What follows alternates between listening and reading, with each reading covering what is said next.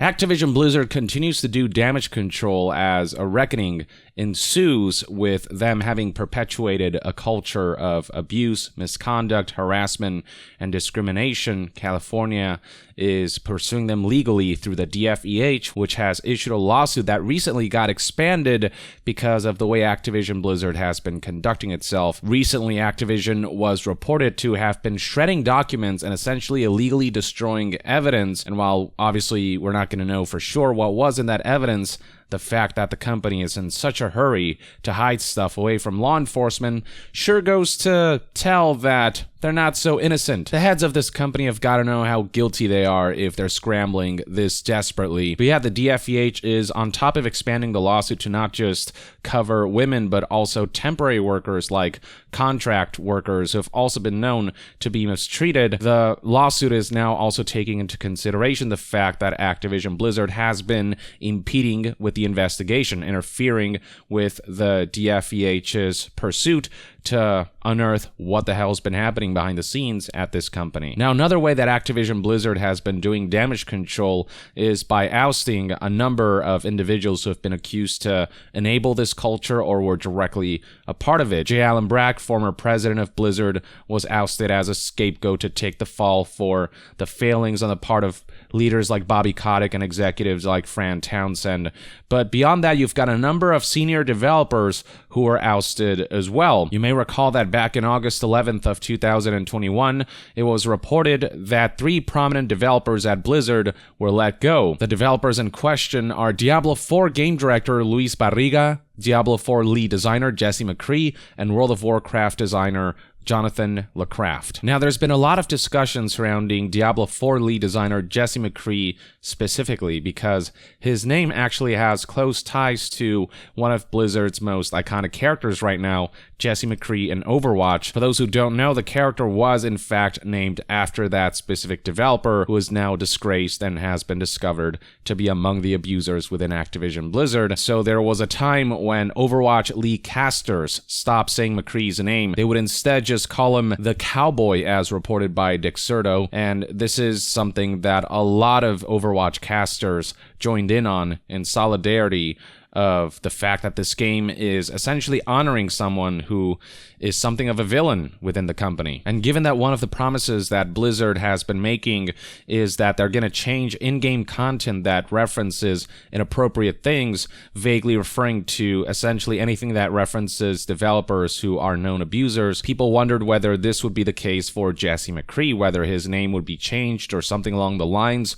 And just yesterday, on August 26, 2021, the official Overwatch Twitter page published a following statement in which they confirmed that they are in fact making some changes to reflect the fact that Jesse McCree, the real person, is kind of a scumbag. So here's the full statement in question, which reads as follows. We built the Overwatch universe around the idea that inclusivity, equity, and hope are the building blocks of a better future. They are central to the game and to the Overwatch team. As we continue to discuss how we best live up to our values and to demonstrate our commitment to creating a game world that reflects them, we believe it's necessary to change the name of the hero currently known as McCree to something that better represents what Overwatch stands for. We realize that any change to such a well-loved and central hero in the game's fiction will take time to roll out correctly, and we'll share updates as this work progresses.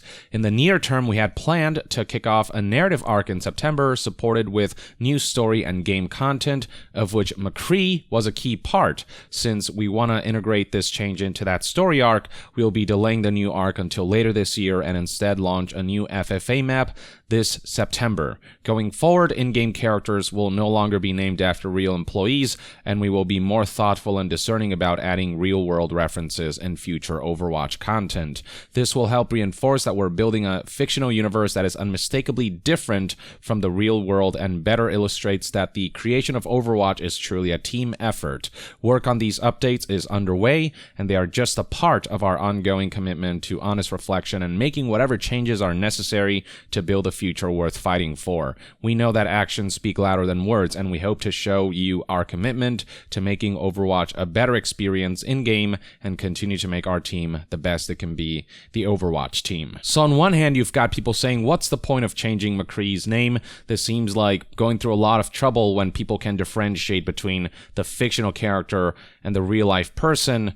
On the other hand, you've got people saying, well, this is of course something that has to happen, given what a direct reference this is to someone who has been disgraced, who has now an awful reputation, who's been ousted to have been a perpetrator, an abuser, and predator within Activision Blizzard over the years. In my opinion, this is something that Blizzard absolutely had to do. Keep in mind that Jesse McCree, the developer, and Jesse McCree, the character, having the same name isn't just some coincidence. This was done intentionally, on purpose, and to keep Jesse McCree's name in there would be to continue honoring a developer whose name has now become synonymous with harassment, abuse, misconduct, and discrimination. It's simply too much of a direct connection, and not doing anything about that could potentially send the message that they don't care about who they honor in their games. And as far as Jesse McCree, the developer, is concerned, this is someone who's been directly tied to the Cosby Suite, a hotel suite owned by another disgraced developer, former creative director of World of Warcraft,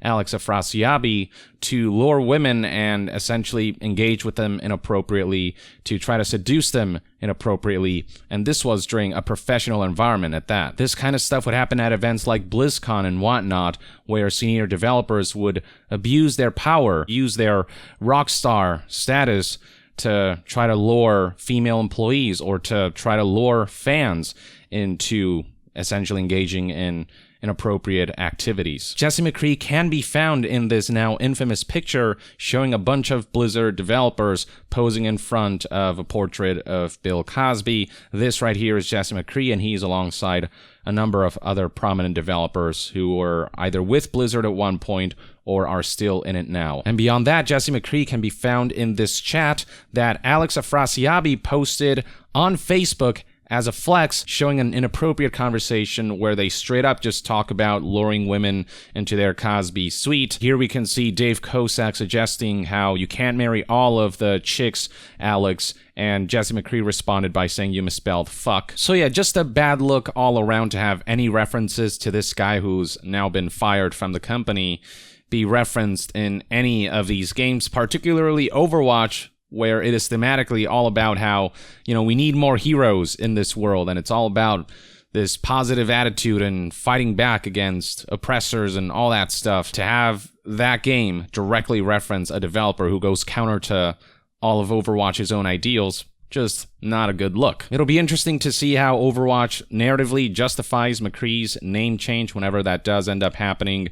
Is McCree gonna say that McCree was actually a pseudonym and he's gonna reveal his real name, or is he consciously gonna decide to change his name from Jesse McCree to something else for story reasons that they'll introduce to fit the mold of this decision?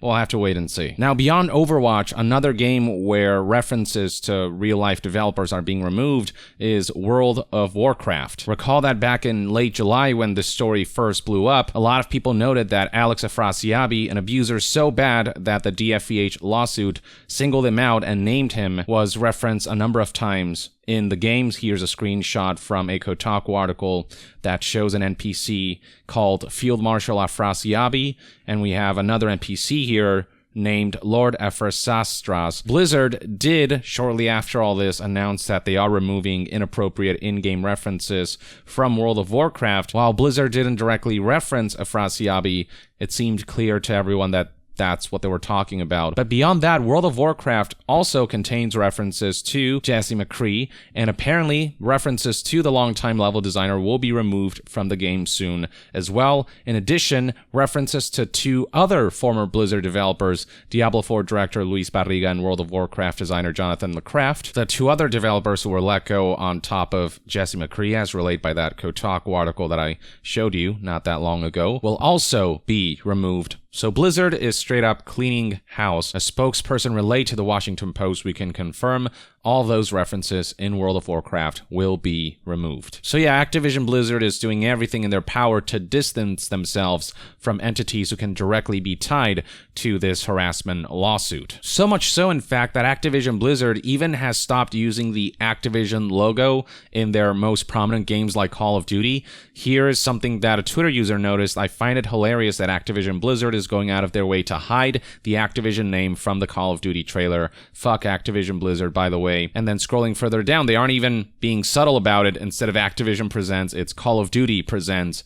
And even in pre-order pages, they even removed the Activision logo from the pre-orders page. I also included the other Battle.net COD pages for reference. And you can see from the screenshots how Call of Duty Vanguard's listing doesn't feature Activision's logo in any way, shape, or form, whereas, say, Call of Duty Black Ops Cold War's banner does in fact feature the logo, and that's been the case for years and years. It's just this year, it's just in this season. And what's really pathetic is the reasoning that Activision Blizzard provided when people noticed this and asked them about this. Call of Duty has continued to expand into an incredible universe of experiences. This was a creative choice that reflects how Vanguard represents the next major installment in the franchise. No, guys, this was planned all along. We promise you, it has nothing to do with the fact that the Activision name is tied so directly to harassment, abuse, misconduct, and discrimination amidst an ongoing lawsuit. We promise it has nothing to do with that. It was just a creative decision. Yeah. Okay. This is how blatantly Activision Blizzard is willing to lie, which is I am not inclined to believe them at all when they respond by saying things like the DFEH is distorting the facts, or when they say that we have not been shredding documents and destroying evidence as the DFEH has said in their expanded lawsuit. Now, it is definitely a good thing that people like J. Allen Brack and Jesse McCree and all of these developers who have been ousted from the company are no longer at the company. That's certainly going to help, but let's not act as if changing the name of Jesse McCree, like that's going to be enough to absolve Activision Blizzard of all their sins and their negligence. The fact remains we need to see tangible action from executives and leaders, and that's where they've been failing miserably. In fact, their actions have been counterintuitive to empowering employees and to ensuring that they're listened to. They recently hired WilmerHale, the law firm that is known for union busting and who have a track record of siding with corporations over employees and actual human lives. Beyond that, Activision Blizzard has yet to address the employees' demands. There were 4 specific bullet points that they emphasized in their list of demands. Things like ditching mandatory arbitration, which prevents employees from taking a dispute to court, but instead having to follow the company's processes in handling a legal dispute. Just a really awful mandatory contractual obligation that always, more often than not, favors the corporation. Beyond that, employees are demanding that they be allowed to be a part of implementing new practices for recruiting, interviewing, hiring, and promotion. There is a demand for the publication of data on relative compensation, promotion rates, and salary ranges, a level of transparency that would mitigate pay disparities. And last but not least, a demand for a third-party organization to audit company leadership so that they can be held accountable, because so long as there's no accountability for the true leaders of this organization, people like Bobby Kotick and Fran Townsend and all of these executives who've gotten away with too much, nothing's really going to change. When Activision Blizzard CEO Bobby Kotick responded to employees' demands, he noted how the following actions would be taken effective immediately, but these don't directly reference the demands that the employees laid out. All this does is list out a bunch of vague initiatives, but don't actually talk about arbitration, employees getting more involved in the process of hiring, and everything that they demanded. All we have right now are gestures, firing J. Allen Brack, as well as a number of senior developers who are acting more like scapegoats than anything else. We have Bobby Kotick releasing letters and executives saying this and that, saying what they need to say to try to calm things down while staying legally above board. But where true tangible action is concerned, actually holding leadership and executives accountable, actually listening to employees' demands, and taking actions and employing changes that genuinely benefit them, that's where Activision Blizzard has been woefully inadequate in their response, where it most matters. Gestures can only take you so far. There's still much work to be done, and I just hope that this snowball can continue rolling until Activision Blizzard gets what's coming to them from the DFEH and from the employees who have been victimized. But that's just one man's take on everything. Let me know in the comments below what your thoughts and opinions are on the Overwatch team making the decision to change McCree's name, given that the name is a direct reference to the Disgraced developer. Share your thoughts below, and to be further updated on all things gaming news, reviews, and discussions, stay tuned right here on Young Yeah. I'll see you guys next time. Young out.